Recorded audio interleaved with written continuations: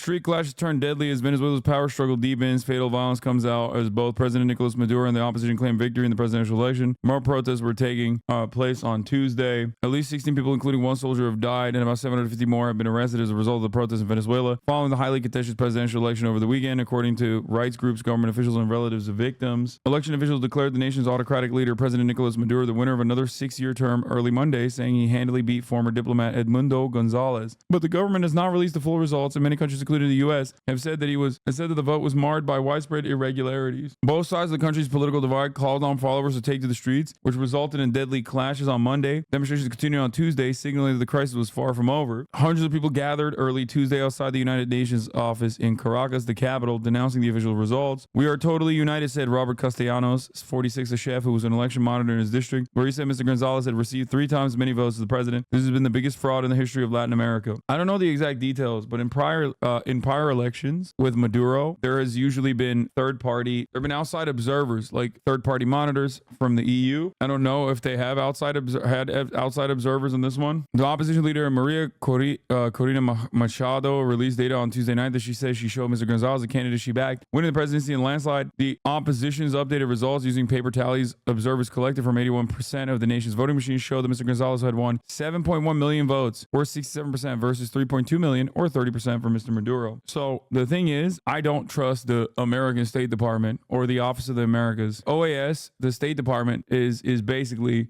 never going to be honest about this sort of shit. Historically, they're never honest about this sort of shit. But this actual election does seemingly have a lot of irregularities that haven't been present in previous elections in Venezuela even. So we shall see. But if they had third-party observers, National Lawyers Guild electoral observers praised fairness, transparency of Venezuelan election process, condemned the U.S.-backed opposition's refusal to accept the outcome of the democratic election. But like I said, we shall see. Ultimately, I don't know exactly what the details are. I do know that there are obviously people with interests, in a changing of the guard in Venezuela, specifically the American government. Having said that, Maduro is not necessarily a good person, nor a good leader. He's just not. I would say that he has relied on Hugo Chavez and Chavistas to maintain his grip of power. He's aggressive, to say the least. And ultimately, I don't know what the actual decisions are here that happen, but I do find it rather ironic that so much of the narrative here in the United States of America, the narrative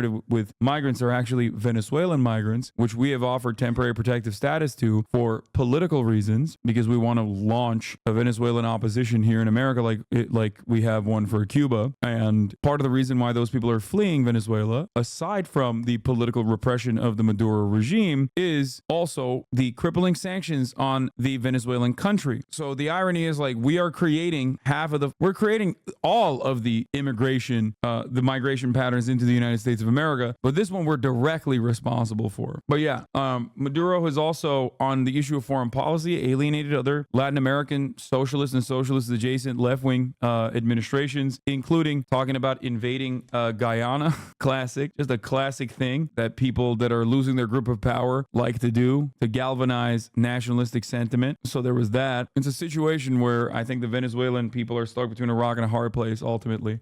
But I don't really know what happened. Despite the soundness of the electoral process, the U.S.-backed opposition, a delegation of 5 election observers, dude, 5? That's crazy. Come on, dude. Monitor the presidential elections in Venezuela that took place in July 28, 2024. The delegation observed a transparent, fair voting process with scrupulous attention to legitimacy, access to the polls, and pluralism. I don't know. Maybe there were UN observers. I don't think there were this time. There were last time. Last time around, they did actually have European observers there as well. Despite the soundness of the electoral process, the U.S.-backed opposition, with support from anti-Maduro Western press, has refused to accept the results, undermining the stability of Venezuela's democracy. The president of the Consejo Nacional Electoral, Elvis Amoroso, called upon the Attorney General to investigate the attacks on the electoral transmission system. The delegation strongly condemns these attacks on the electoral system, as well as the role of the U.S. in undermining the democratic process. The official election results were announced shortly after 12 a.m. on July 29th. President Nicolas Maduro had been reelected with a 51.2% share of the vote. His leading challenger, Edmundo Gonzalez, took 44.2% of the vote. vote, with turnout approximately 59% throughout the country, with a voting electorate of over 21.3 million people. The delegation visited several polling sites in Caracas and La Guaira and shared notes and information with the 910 electoral observers present from 95 countries and many organizations, including Carter Center, the United Nations, the African Union, and the Latin American Council of Electoral Experts. During the delegation's visit to the polling sites, members spoke freely with voters, including supporters of both the government and the opposition. We found that the voters across the board expressed strong confidence in the electoral system and did not note any problems or hindrances casting their ballots. The electoral system was highly transparent and well facilitated, overseen by the Consejo Nacional Electoral, the fifth branch of the Venezuelan government, which manages the electoral process. The voting system in Venezuela, dubbed the best in the world by former U.S. President Jimmy Carter. Carter Center has said the process is good in the country. They've done this all over the world. Ensures both access, it's the Carter Center.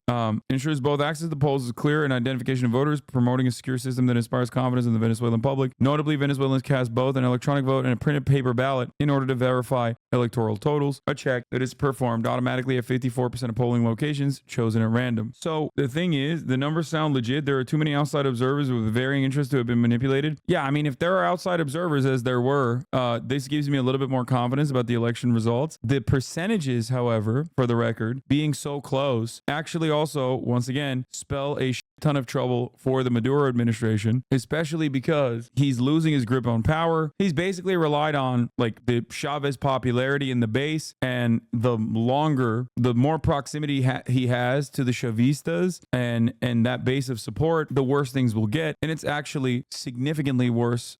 It's getting significantly worse because he's going to have to be more and more brutal in terms of suppressing the opposition, while also the people keep getting more and more reactionary, more and more aggressive, understandably, because the material conditions are worsening. He won by 8 points. That's still decent. Come on, bro. If he won by 8 points, that means he's within 8 points distance of like some of the angriest crowds you've ever seen. That means half the country. It's like Turkey. It's literally like half the country just wants to kill him. It doesn't mean half the country is like, oh man, I guess we got to take our ball and go home. It means something different. It's not like America. That means like tens of millions of people in Venezuela are like, I am chomping at the bit to execute this man. That's what it means. And that's precisely why in a situation like this, when you don't have like strong popular support and your base of support is withering away, outside parties can take advantage of that dramatically. Anytime there's that happens in Latin American countries, in South America, or even in North America beyond the Southern American border, you all of a sudden are going to have people greatly and dramatically accelerating tensions and using the opposition as like the legitimate, using the opposition as like the only legitimate voice in the country. It especially helps when the opposition is actually has a better connection to America because their family members fled to the United States of America and got temporary protected status. But I don't know. I don't think he's very popular in Venezuela. I don't think Maduro is very popular in Venezuela. But I think the alternative, the American government-backed alternative, is also not going to be good for Venezuela either. So it seems heartbreaking that the people of Venezuela are stuck between U.S. sanctions, the CIA, and a despotic leader who is desperately clinging on to power, which historically speaking never really work well for the people at all. Desperately clinging on the power by calling an election. I mean, even the percentages don't look good for him regardless. Even if these numbers are completely correct, they still don't look good for him at all. It's damn near identical to like Recep Tayyip Erdogan. Anyway, the CIA backed is better than the militia killing poor people in favelas right now, all sent by Maduro. Wait, what? Yeah, no, you're right. When the CIA backed militias, go in to the favelas and kill people, that's good. Favelas. No, there is no situation where the CIA is good, especially in Latin America. You laughing because of ignorance? No, I'm not even denying that the Maduro is brutal. He's not exactly a good leader. But if you think that like, if there's one group of people that have been historically ruthless in Latin America, it's the motherfucking CIA. I'm laughing at you saying, no, you don't understand. The CIA-backed leader would be better. It's also additionally funny because you're saying that to a Turkish dude who, hates the current administration in Turkey, but much like many of the other Turkish people that saw what happened, would not prefer a CIA-backed leadership in the form of Fethullah Gulen to run the country. Anyway, hi Hassan, I'm Venezuelan, living in Venezuela. These protests were backed by the working class. Petare, the biggest slum in Latam, protests yesterday and today. Even Alhampa gang groups joined the protest to help protect civilians that protest against the regime. Is a really crazy situation never seen before. Carter Center left the country before releasing their preliminary report. Wait, why would they release their report. Why would they leave the country? That doesn't make sense. No, but yes, there is a lot of unrest in there is definitely, it seems, a lot of unrest in Venezuela right now, and that seemingly in situations like that, the Venezuelan government in general will very aggressively clamp down.